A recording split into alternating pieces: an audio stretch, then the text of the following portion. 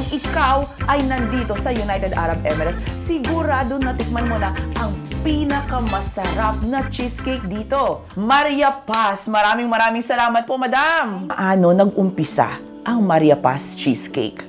Talagang nagbe-bake rin ako. Sa Nagtitinapay. Pilipinas, nagtitinapay. Yes, 13 Okay. years. Nanggagawa ako, magde-deliver siya. Parang ganon. Una sa bahay lang muna. Yes, mamimili siya ng supply. Ako yung manggagawa.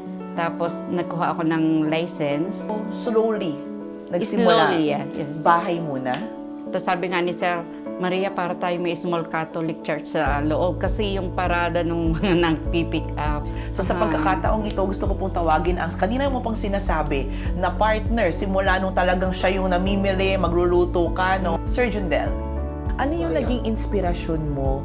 Bakit ka nagpunta ng Dubai?